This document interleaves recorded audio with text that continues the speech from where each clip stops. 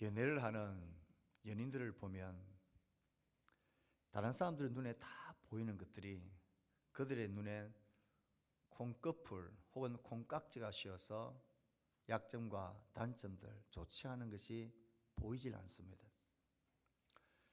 우리 어르신들도 연애하는 중엔 얼굴에 주먹만한 점이 있는 것도 안 보이더라고, 그렇게 말하는 것을 들었습니다. 보고 싶은 것을 보는 것입니다. 마음이 없으면 보이질 않는 것입니다. 연인들은 우리가 알지 못하는 것들을 서로가 알고 봅니다.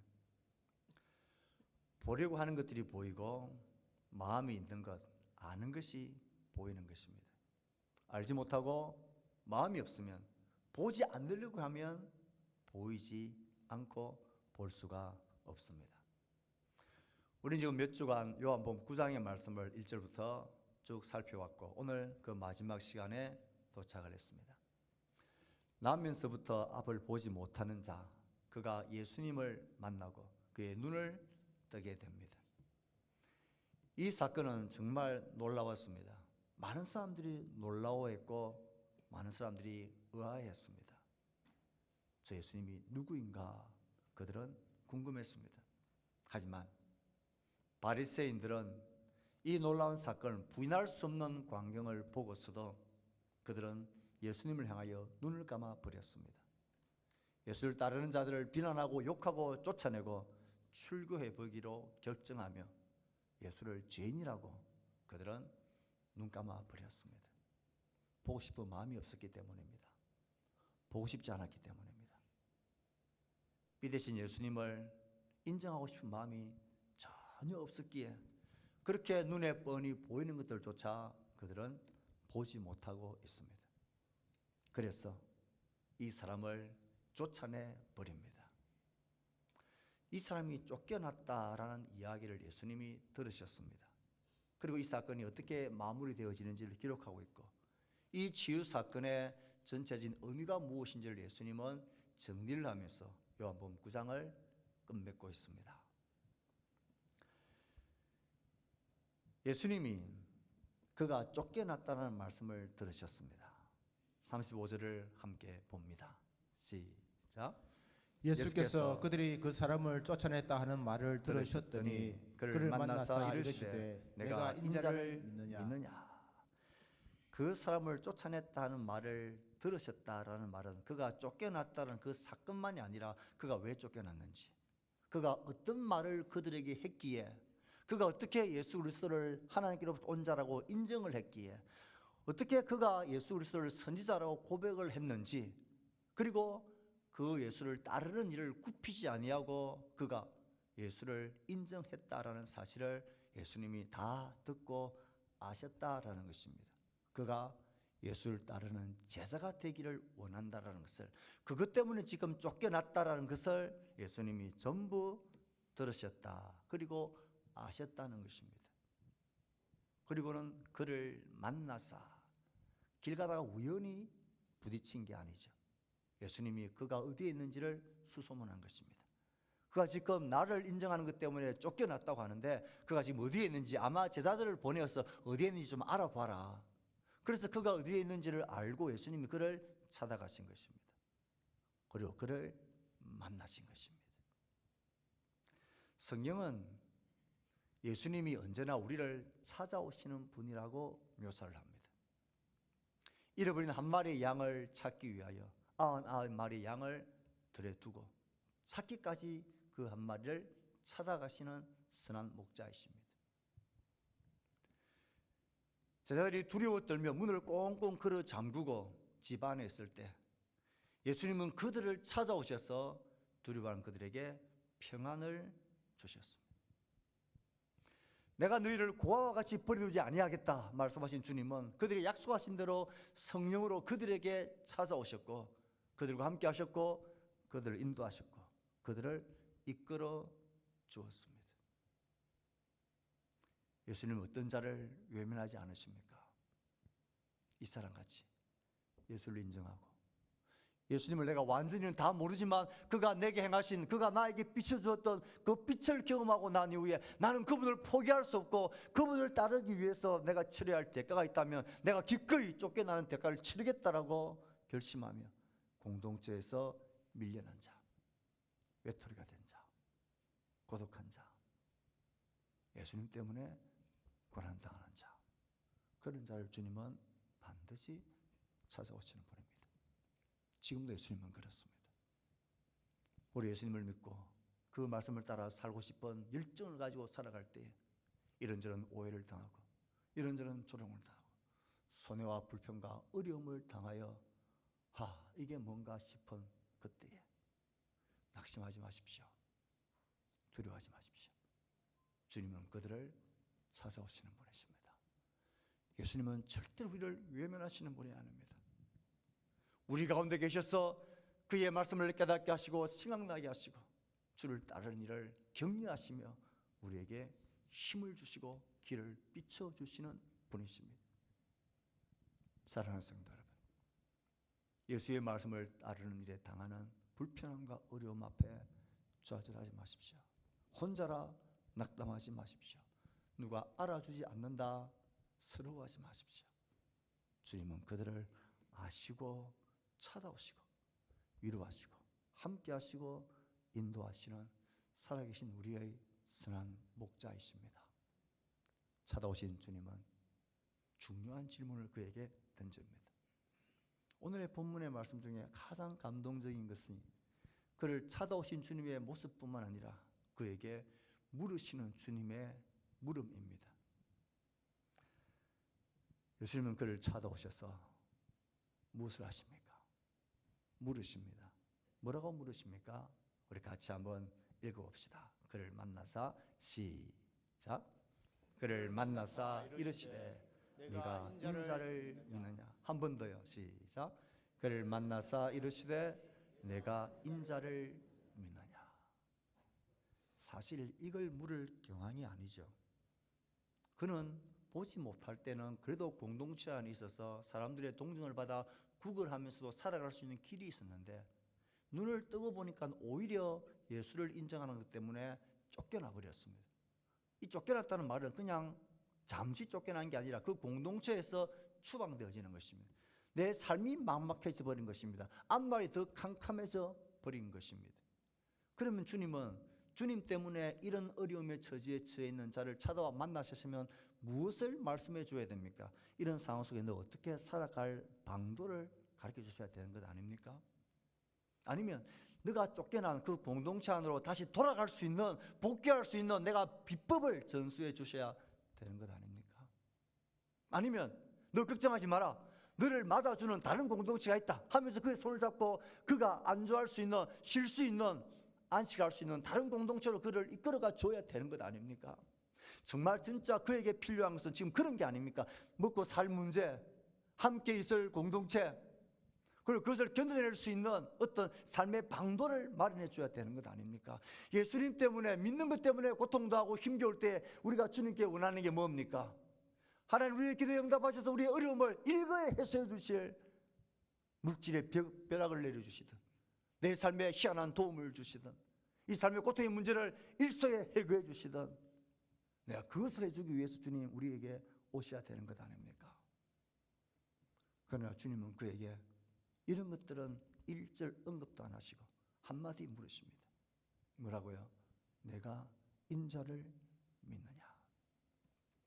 인자라는 이 호칭은 성경에서 두 가지 예수님의 사역에 대한 것을 말할 때 쓰입니다. 하나는 고난당하는 메시아의 사역, 이스라엘을 대속하기 위해 고난을 당하시고 죽으시는 메시아의 사명을 담은 이름이 인자입니다. 예수님은 자기 양들 위해 자기 목숨을 버리심으로 그들을 더 풍성한 생명을 이끄시는 그 일을 위하여 고난당하시고 죽으시는 메시아로서 자신의 사역을 말할 때에 인자란 단어를 썼습니다. 두 번째는 심판의 사역입니다. 다니엘 7장에 보면 인자처럼 온 세상을 통치하시고 심판하시는 분, 심판하시는 그의 사역을 이야기할 때에 인자라는 호칭을 쓰십니다. 그렇다면 지금 이 순간 예수님이 그를 만나서 네가 인자를 믿느냐라고 물으시는 이 물음에 담긴 예수님의 의도와 목적이 무엇입니까? 너 나를 인정하고 나를 따르는 것 때문에 지금 쫓겨나서 이런 고난과 어려움을 당하지? 내가 그 일을 위해서 왔다는 것입니다.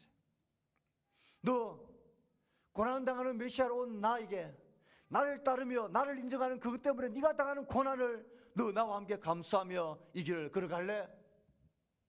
너 정말 그 고난을 감수할 만큼 내가 너에게 그런 구주가 되니? 너 정말 나를 믿니? 지금은 이 사람들이 너를 심판자가 되고 너를 판단하며 너를 죄인이라고 욕하며 쫓아내지만 너 알지? 진짜 이 모든 역사를 판단하실 최종의 판단자, 심판자는 인자인 바로 나란다. 너 이것을 믿니? 이것을 믿고 나를 믿고 따르는 일에 당하는 모든 고난과 어려움을 너 나와 함께 고난을 당하며 견뎌내며 이 길을 끝까지 갈래? 정말 너에게 내가 그런 존재니? 너 나를 믿니? 우리의 생각에 가장 필요한 것은 돈이고 건강이고 어려운 문제가 해결되어지는 것이지만 주님이 그런 우리를 보면서 가장 필요하고 내가 너에게 줘야 될 것, 확인시켜 줘야 될 것, 확신시켜 줘야 될 것은 너 정말 이런 상황 속에서도 나를 믿니? 내가 정말 너에게 이런 가치가 있는 그런 구주니? 내가 정말 이 모든 역사를 마지막으로 판단할 그 최종 심판자, 주권자이고 통치자인 것을 너 정말 믿니? 이 믿음이 너에게 있어야 한다라고 말씀하시는 것입니다. 사랑하는 성도 여러분, 우리에게 필요한 것은 이 어려운 경제 시국에 더 많은 돈이 아닙니다. 이 어려운 상황 속에 어떻게 하면 좀 더 안정적인 직장을 가질 수 있는 그런 학벌이나 스펙이 아닙니다. 이 죄악 많은 세상, 하나님의 빛을 거절하고 보지 않는 세상 속에 진짜 우리에게 필요한 것은 믿으신 주님에 대한 확신과 믿음과 신뢰와 헌신 가치입니다. 내 사랑하는 자녀들이 이 살벌한 세상, 이 죄와 사망이 넘쳐나는 어둠의 세상에서 살아낼 때에 그들에게 진짜 필요한 것은 이 똑같은 어둠 속에서 좀 더 편안하게 살아갈 수 있는 삶의 보장이 되어지는 부유한 재물과 든든한 직장이 아닙니다. 든든한 백그라운드가 될 수 있는 사람의 관계가 아닙니다. 그런 것들이 더 많으면 내 삶에 참된 안식과 평안이 있을 거라는 세상의 소리에 속지 말아야 합니다. 어려움에 내쫓긴 그에게 주님 오셔서 네가 인자를 믿느냐 물으십니다. 우리에게 필요한 것도 이 물음에 대한 주님의 마음이고 우리의 사랑하는 자녀들의 삶 가운데도 정말 그들에게 필요한 것은 네가 인자를 믿느냐라는 이 믿음입니다. 이 원리는 지금도 똑같이 우리 가운데 살아서 적용되어지는 원리입니다. 빛 대신 주님을 아는 것이 이 어두운 세상 속에서 우리가 살아가는 힘이고 능력이고 길입니다. 예수를 아는 것입니다. 아는 예수를 믿고 신뢰하고 순종하는 것입니다. 빛 대신 주님은 우리를 빛의 자녀, 빛의 백성으로 부르셨습니다. 어둠을 두려워하지 않는 것은 어둠에 잘 적응하는 것이 아닙니다. 어둠에 좋아해서 갈등을 일으키지 않고 닮아가는 것이 아닙니다. 어둠과 전혀 다른 빛으로 살아가고 빛이 되는 것입니다. 주님이 우리의 빛이고 그의 말씀이 빛이라는 것을 믿고 이 빛 아래 빛의 백성으로 살아가는 그것을 위해서 당하는 고난 앞에 조금 더 두려워하지 않고 불안하지 않고 주의 백성으로 살아가는 것이 행복이라고 그것이 내 삶의 진짜 가치라고 하나님께 고백하는 인자를 믿느냐라는 이 믿음에 대한 물음에 대한 우리의 고백이야말로 이 세상을 이기게 만들고 백성으로 살아가게 하는 우리가 반드시 가져야 할 우리의 고백입니다. 이 주님의 의도에 맞게 이 사람은 주님께 대답을 합니다. 36절에 38절 어떻게 대답하는지를 같이 읽어봅시다. 시작. 주여 그가 누구시오니까 내가 믿고자 하나이다. 예수께서 이르시되 내가 그를 그를 보았거니와 지금 너와 말하는 자가 그이니라. 주여 내가 믿나이다 하고 절하는지라. 가만히 보십시오. 처음에 이 사람은 예수님을 잘 알지를 못했습니다. 예수님에 대한 고백이 점점 깊어지고 진실해지는 것을 요한복음 9장 전체에서 볼 수가 있습니다. 그는 처음에 예수로 하는 그 사람이 나에게 이렇게 해서 이렇게 내 눈을 뜨게 했습니다. 그리고는 그가 누구라고 생각하느냐? 그는 선지자입니다. 그는 경건하사 하나님이 들으시는 분입니다. 그는 하나님께로부터 오신 분이 틀림없습니다. 당신이 인자라는 것을 내가 믿습니다 하고 고백하고 절합니다. 처음엔 희미하고 잘 보이지 않았지만 점점 예수님을 향한 고백이 선명해지고 밝아집니다. 자신의 시련과 고난을 거치면서 믿으신 예수님과 그의 말씀과 그의 행하신 일들이 내 가운데 경험되어지면서 그것이 무슨 의미인가에 대해서 생각하며 그것 때문에 당하는 환난과 어려움을 두려워하지 아니하고 점점 그분을 향하여 우리의 시선이 밝아지고 선명해지고 점점 그는 영적인 눈이 환히 뜨인 자로 나아갑니다. 그에게 일어난 최고의 변화는 육신의 눈을 뜬 게 아니라 그의 영혼의 눈이 떠여진 것입니다. 이것이 주님이 의도하시는 마음이고 나타내실 일입니다. 이렇게 생각해 봅시다. 그가 눈을 떴습니다. 그래서 이제는 내가 지난날에 누리지 못했던 억울한 나의 삶, 빼앗겼던 나의 삶을 내가 보충하고 누려야 되겠다 싶어서 이전에 하지 못했던 즐거움을 누리고 돈을 벌고 쾌락하는 일에 자신의 삶을 그는 일에 그가 뛰쳐나갔다면 그가 정말 눈뜬 자일까요? 그가 정말 진리의 빛을 본 자일까요? 그에게 일어난 주님의 이 놀라운 이적은 무슨 소용이 있는 것일까요? 우리가 놓치지 말아야 할 가장 소중한 우리의 고백은 우리의 영의 눈이요, 우리의 영적인 눈이 열려 주님을 보는 것입니다. 예수 그리스도를 인자로 하나님이 보내신 그분으로 약속하신 구원자로 선명하게 보는 것입니다. 예수님을 보는 것이, 예수님을 믿는 것이, 구원을 받았다는 것이 정말 그럴까? 어떤 날은 내 속에 믿음이 있는 것 같고 어떤 날은 없는 것 같고 내가 진짜 믿는 사람인가 아닌가 이게 알쏭달쏭하고 오락가락하고 긴가민가 싶은 그런 성격의 것일까요? 저는 단연코 그렇지 않다고 생각합니다. 내가 주님을 본다, 믿는다는 것은 정말 우리의 눈이 열려 보는 것과 보지 못하는 것의 차이입니다. 눈을 떴을 때 보는 것과 감았을 때 보이지 않는 것의 차이가 애매모호합니까? 그럴 수 없죠. 너무나 선명하고 너무나 대조적이죠. 나 영의 눈이 열려 주님을 보고 그를 믿는다라는 것은 보지 못하는 자들이 절대로 보지 못하는 그 실제를 진짜로 보는 것입니다. 죄와 사망이라는 것이 있고 죽음 위에 영원한 심판이 있고 내 인생에 대한 내 삶에 대한 한계에 대해서 철저하게 내가 인정을 하고 깨닫게 되고 예수 그리스도의 대속의 사건이 내 눈에 선명하게 보이고 그를 믿는 자들에게 그의 영으로 임하시고 영원한 죽음의 세계를 넘어 영원한 생명의 삶, 영원한 하나님 나라 삶, 하나님이 계시고 그의 나라가 있고 그의 왕이 나에게 있고 그의 진리의 말씀이 나의 법으로 빛으로 있다는 것을 분명히 보는 자입니다.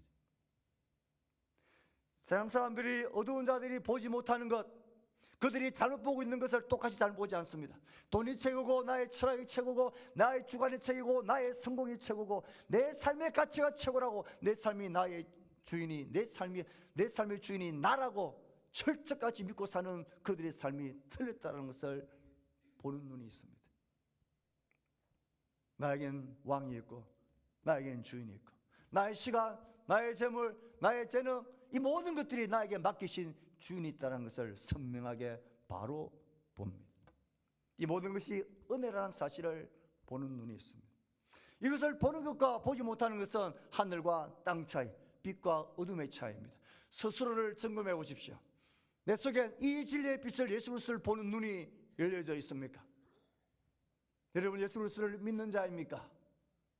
세상 사람들이 보지 못하는 그 가치와 나라와 왕과 영광과 의미가 나의 가운데 선명하게 밝혀져 있습니까? 예수를 믿는 것은 너무나 분명합니다. 스스로가 그것을 너무나 분명하게 확신할 수 있습니다. 이 확신과 이 점검이 없다면 우리는 주와 여전히 상관이 없는 자일 것입니다.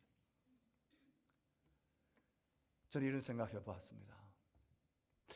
이 사람이 보게 되어서 다시 살다가 보니까 삶이 더 어려워요. 이전에 그냥 구걸하며 살 때는 편했는데 살고 하니까 이 삶이 장난이 아니에요.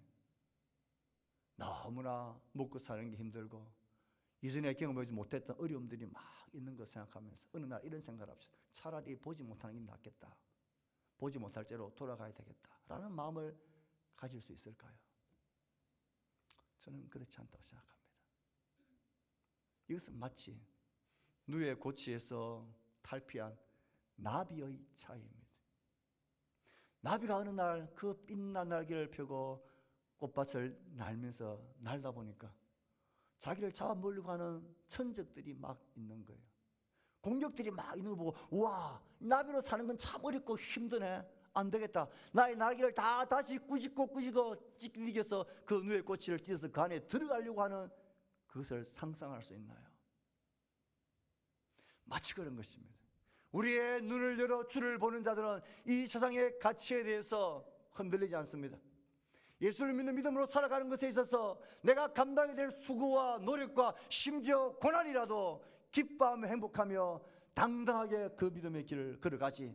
이전이 더 좋았네, 어둠이 더 좋았네, 그때가 더 좋았네 하며 그 누에 고치로 나의 이 찬란한 날개의 빛을 끄고 찢어버리고 그 안에 돌아가려고 하는 이런 생각조차 들지 않는 것입니다. 만에 하나 내 삶 가운데 예수 믿는 게 왜 이래? 예수 믿는 게 뭐 이래? 차라리 예수 안 믿는 게 더 좋겠네 라는 마음이 들거든 아직 여러분은 예수를 믿지 않는 것입니다. 아직 보지 못하는 것입니다. 아직 빛이 아니기 때문에 그렇습니다. 빛을 경험한 자는 어둠을 사모하지 않습니다. 빛의 나라에서 빛된 자녀로 살아가는 일에 당하는 그 숱한 어려움 앞에서도 결단코 어둠을 부러워하거나 어둠으로 돌아가겠다라는 생각 자체를 하지 않습니다. 나는 인자를 믿는 자입니까? 나는 예수 그리스도를 믿는 자입니까? 예수님께서는 그의 고백을 들으시고는 이 요한복음 9장 전체의 사건을 요약 정리하시며 그 의미를 이렇게 밝히십니다. 39절 말씀을 같이 읽습니다. 시작. 예수께서 이르시되 내가 심판하러 이 세상에 왔으니 보지 못하는 자들은 보게 하고 보는 자들은 맹인이 되게 하려 함이라 하시니. 예수님께서 제자들에게 누구의 죄 때문입니까? 자기의 죄입니까? 부모의 죄입니까? 라고 물었을 때 아니다. 그를 통하여 하나님이 나타내실 일이 있기 때문이다 하셨죠. 이 사건을 통하여 주님이 나타내시고 밝히시려고는 주님의 일, 예수 그리스도를 통하여 하나님이 나타내실 일이 무엇입니까? 이 치유 사건은 빛으로 오신 예수님이 행하시는 두 가지 심판을 우리에게 말해줍니다. 하나는 구원의 심판입니다. 보지 못하는 자들을 보게 하는 구원의 심판의 일을 하기 위하여 주님은 오셨습니다. 보지 못하는 자처럼 스스로가 보지 못하고 한계가 있고 절망이고 가능성이 없다는 것을 잘 아는 사람, 나의 어두움과 나의 실패와 나의 한계와 나의 절망을 아는 사람.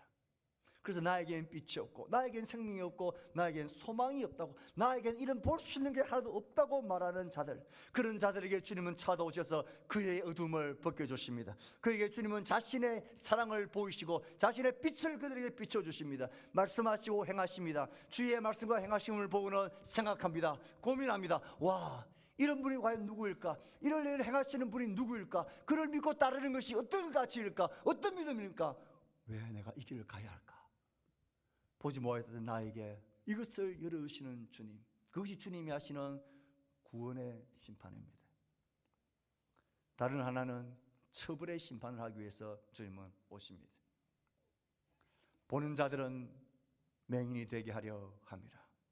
바리새인들처럼 스스로 모든 것을 안다고 판단하는 사람들, 나는 틀릴 수 없다, 나는 틀리지 않다고 생각하는 사람들, 나는 모든 것을 나의 인생에 대해서, 나의 내일에 대해서, 이 삶의 의미에 대해서 나는 다 알고 있다고 생각하며 자신이 딱 세워놓은 카테고리와 이 바운더리 안에서 절대로 벗어날 생각조차 하지 않는 사람, 이것 안에서 나는 충분히 내 삶을 얼마든지 잘 살아갈 수 있다라고 확신하며 나는 나의 삶을 보고 있다고, 나는 다 안다고, 나에겐 빛이 있다고 말하는 사람들, 스스로가 본다고 하는 자들, 그런 자들은 주님을 향하여 눈을 감고 귀를 막습니다. 수많은 역사와 다른 사람들의 정구와 하나님의 말씀의 선포 앞에서 그들은 귀를 막고 눈을 닫아버립니다. 듣고 싶지 않은 것입니다. 이미 나는 충분하다는 것입니다. 이미 나는 그런 것 없어도 내 인생 내가 밝혀 잘 살아갈 수 있다라는 자신감이 있는 사람들입니다. 그런 사람들은 보지 못하게 하려는 일이 주님의 일입니다. 주님은 자신이 죄인인 걸 아는 자에게는 의인으로 선포해 주시고, 스스로를 보는 자, 어렵다고 생각하는 자들은 죄인됨에 대한 주님의 지적과 심판을 행하시기 위해서 오셨습니다. 예수님은 이 두 가지 심판에 의해서 우리에게 너는 어느 길을 택할 것인지를 우리에게 물으시고 있는 것 같습니다. 40절 말씀입니다. 시작. 바리새인 중에 예수와 함께 있던 자들이 이 말씀을 듣고 이르되 우리도 맹인인가? 우리도 맹인인가라. 이 의미는 우리는 맹인이 아니죠. 우리는 맹인일 리가 없습니다. 우리는 이렇게 모든 것을 다 가진 자인데 우리가 보지 못하는 자일 리가 없습니다. 우리는 아니죠. 스스로가 보는 자라고 확신하고 있는 자들의 모습입니다. 예수님은 분명하게 41절 마지막에 이렇게 대답하십니다. 41절요. 시작. 예수께서 이르시되 너희가 맹인이 되었더라면 죄가 없으려니와 본다고 하니 너희 죄가 그대로 있느니라. 주님이 하시는 이 두 가지의 심판, 구원의 이 사역 가운데 두 가지의 길 대답이 있다 그랬습니다. 하나는 본다고 하니란 대답의 길을 걷는 자들입니다. 스스로 다 안다고 지혜롭게 여기며 내 길을 내가 얼마든지 잘 할 수 있다고 생각하는 바리새인들이 걸었던 이 길입니다. 배가 부른 상태에서는 아무리 맛있는 음식이 있어도 쳐다보지도 않는 것처럼 그들은 이미 스스로가 밝음이라고, 스스로가 본다고 말하고, 스스로가 모세의 제자라고 말하며 율법의 선생이라고 말하며 예수님을 죄인이라고 몰아세웠던 그들, 내 아는 모르는 게 없다고 다 안다고 그들은 피우는 그들, 그들의 길은 영원한 어둠의 길로 끝날 것입니다. 이와 달리 보여야 할 다른 태도, 다른 답이 있습니다. 맹인이었더라면 이런 본능을 답을 하는 자입니다. 예, 나는 어린아이처럼 나의 한계를 압니다. 나는 나의 어둠을 압니다. 그래서 나에게 빛이 없고 소망이 없다는 것을 압니다. 나의 계획, 나의 생각, 나의 모든 일들에 대한 생각들에 나에겐 답이 없고 난 내 인생의 주인이 아니다라고 생각하는 사람, 그런 자들에게 주님은 훤히 보게 되는 그런 사역과 그런 열매로 그들을 이끌어가 주십니다. 예수님의 말씀을 들을 때 나의 어둠을 성찰하고 깨닫습니다. 그의 말씀이 아니라가면 그 빛에 비추어서 나의 어둠을 과감하게 끊어냅니다. 돌아봅니다. 자신의 어둠 가운데 주의 빛의 말씀이 비추어오면 그 빛이 진리라는 것을 믿고 그렇게 나를 돌이킵니다. 어려움이 있고 고난이 있고 환란이 있지만 그 길을 따르는 것을 절대 포기할 수 없다라는 그런 고백을 하는 자들입니다. 이런 자들은 예수님을 맞아주시고 더 선명하게 보게 하시고 이 땅에서만이 아니라 영원한 빛의 나라에서 우리를 빛된 자로 살게 하십니다. 자신의 죄와 어둠의 한계를 끊어내시고 빛의 소망으로 우리를 이끌어가 주십니다. 이 두 가지 길의 대답 속에 우리의 대답은 무엇입니까? 나는 본다고 하는 그런 자의 대답입니까? 아니면 나는 보지 못하는 자입니다 라는 대답을 합니까? 이 대답 앞에, 이 질문 앞에 서면 우리 모두는 나는 그래도 내가 본다라고 생각하는 자는 아니라는 이런 마음을 가집니다. 정말 그렇습니까? 말은 그렇게 하면서 실제로는 난 이미 다 보고 있는 자라고 생각하고 살고 있지는 않습니까?